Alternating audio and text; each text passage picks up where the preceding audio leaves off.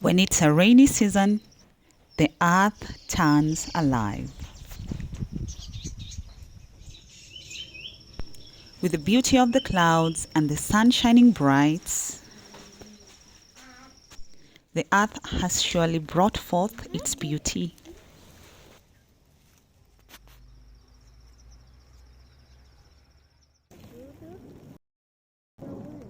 Earth is not only home for humans, but all other species as well. Everything that God made and brought forth. So all these plant and animal species, in a way, help in the ecosystem. They say water is life, and surely it is life. This is enough evidence of what can come forth as a result of rains. You can also tell how the tiny species are happy.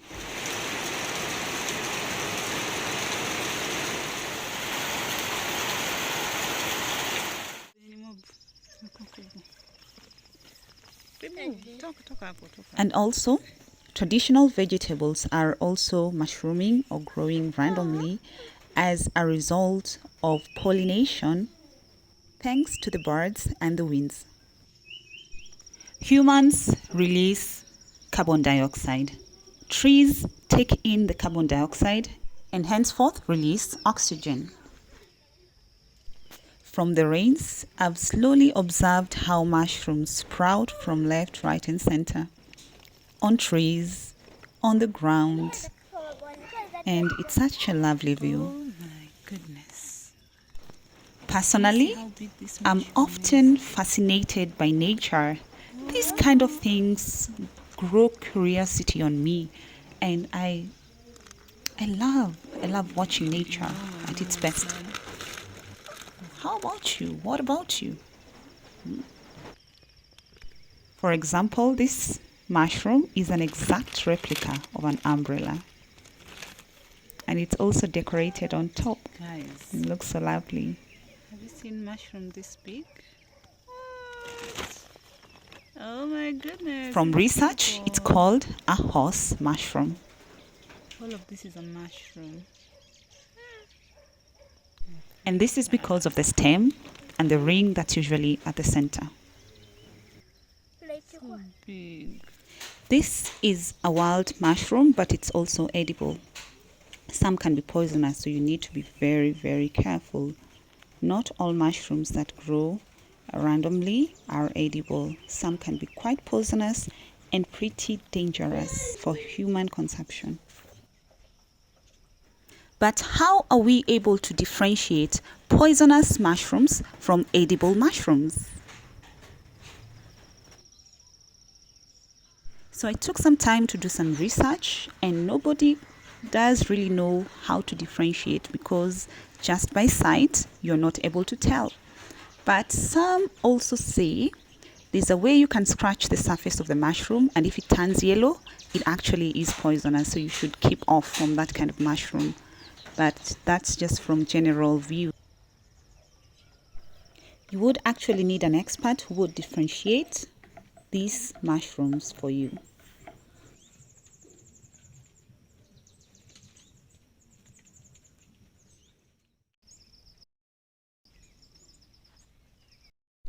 A mushroom is a fungus, and this particular one has its roots attached to the trees. This one here looks so interesting. Look at it. It actually does look edible, but is it edible? Only an expert would tell.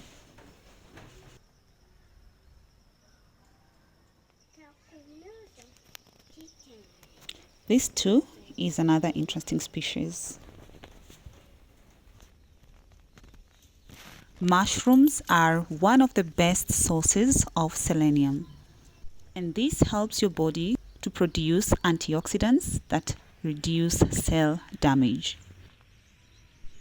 They are also a good source of vitamin B, vitamin B2, B3, B5, and B9. And these vitamins are also known as folates. The B vitamins are quite essential for cell growth and formation. These are tree mushrooms.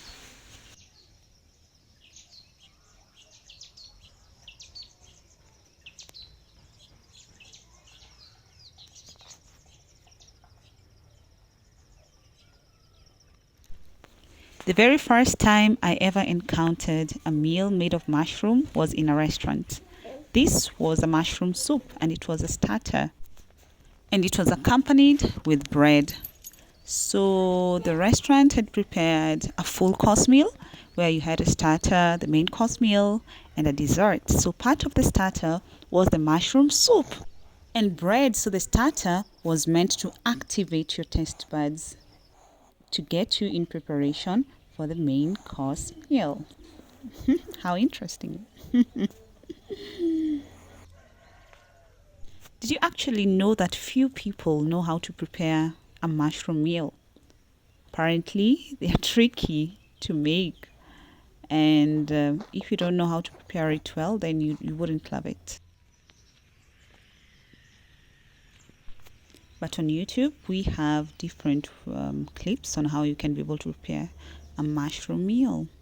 You make your own mushrooms at home, but then again, you need to find edible ones. Don't eat the poisonous ones.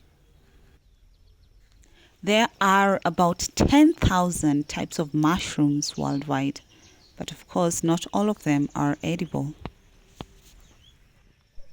We have quite a number of edible mushrooms, even though they can be quite costly. But of course, the ones that are edible are usually sold, and they are nice and nutritious as well. These ones were randomly growing in the bush, so I plucked them and I was just observing them slowly. So we harvested some maize and we are currently headed to turn it into maize flour, and that's used to commonly make ugali, and that is Kenya's staple food. Such beautiful flowers, right? We use them here in Africa to decorate our homestead. The maize is usually grounded at the posho mill, and I'll take you along just to show you how it's done. I'll show you the whole process, how we do it. If you have maize, then you don't need to buy flour from the supermarket or from the shop. You only need to visit the posho mill and it gets the job done. But of course, if you don't have the corn or the maize, then you don't have any option.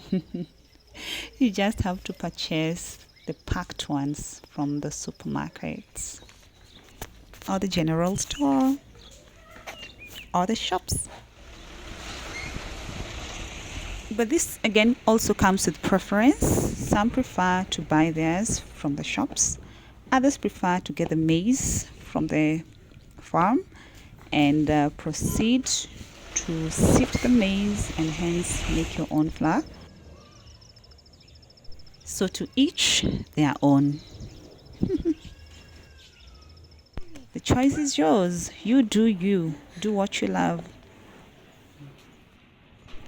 Whether it's for health reasons or for taste reasons. But of most importance is health.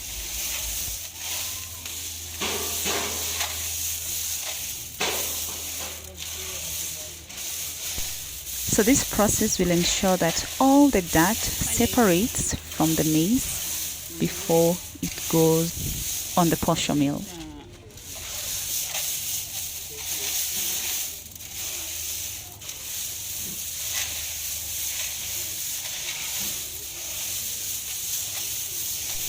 Repeat the process until you are certain that all the dirt has been sieved off the remaining maize you have on top.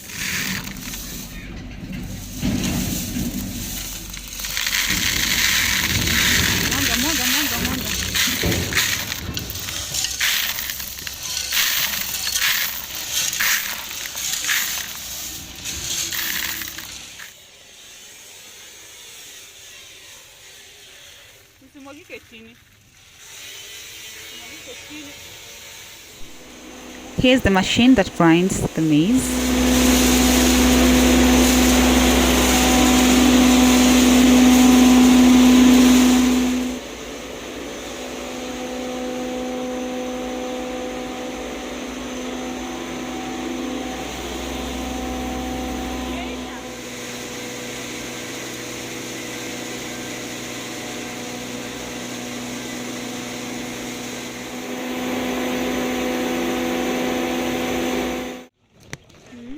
See the final results. Here's our flour, guys. Here's the flour.